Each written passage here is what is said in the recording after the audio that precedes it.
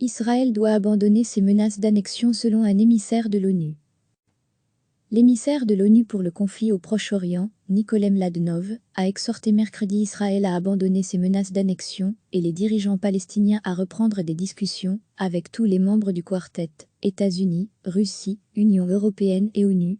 J'appelle mes collègues du quartet à travailler avec l'ONU et arriver rapidement à une proposition qui lui permette de jouer son rôle de médiation et travailler conjointement avec les pays de la région pour faire avancer la paix, a-t-il ajouté lors d'une réunion du Conseil de sécurité de l'ONU.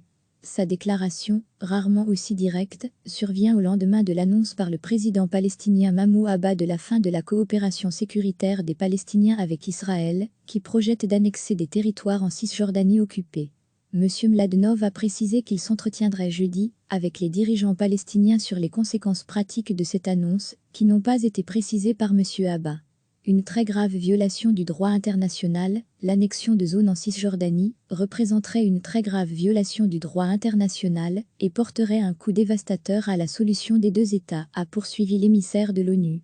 Elle fermerait la porte à une reprise des négociations et menacerait les efforts visant à faire avancer la paix régionale et nos efforts plus larges pour maintenir la paix et la sécurité internationale, a-t-il averti. Plusieurs membres du Conseil, comme l'Indonésie ou les pays européens, ont également mis en garde Israël contre ces projets d'annexion. Dans une déclaration commune, la France, la Belgique, l'Allemagne et l'Estonie ont réaffirmé qu'ils ne reconnaîtraient aucun changement de frontières défini en 1967, sauf s'il est décidé par les Israéliens et les Palestiniens.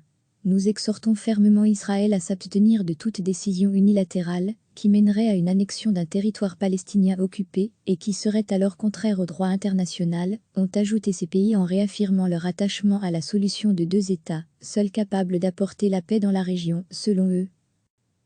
L'émissaire de l'ONU pour le conflit au Proche-Orient, Nikolai Mladinov, a exhorté mercredi Israël à abandonner ses menaces d'annexion et les dirigeants palestiniens à reprendre des discussions avec tous les membres du quartet, États-Unis, Russie, Union européenne et ONU. J'appelle mes collègues du quartet à travailler avec l'ONU et arriver rapidement à une proposition qui lui permette de jouer son rôle de médiation et travailler conjointement avec les pays de la région pour faire avancer la paix, a-t-il ajouté lors d'une réunion du Conseil de sécurité de l'ONU. Sa déclaration, rarement aussi directe, survient au lendemain de l'annonce par le président palestinien Mahmoud Abbas de la fin de la coopération sécuritaire des Palestiniens avec Israël, qui projette d'annexer des territoires en Cisjordanie occupée. M. Mladinov a précisé qu'il s'entretiendrait jeudi avec les dirigeants palestiniens sur les conséquences pratiques de cette annonce, qui n'ont pas été précisées par M. Abbas.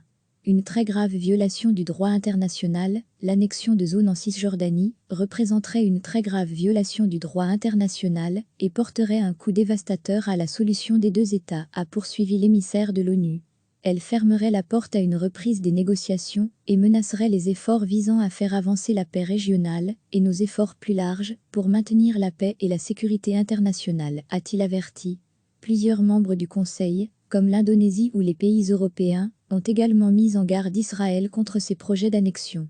Dans une déclaration commune, la France, la Belgique, l'Allemagne et l'Estonie ont réaffirmé qu'ils ne reconnaîtraient aucun changement de frontières défini en 1967, sauf s'il est décidé par les Israéliens et les Palestiniens.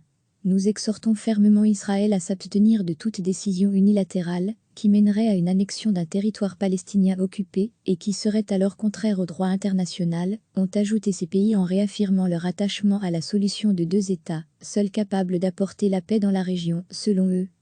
Cliquez sur s'abonner pour recevoir les dernières nouvelles.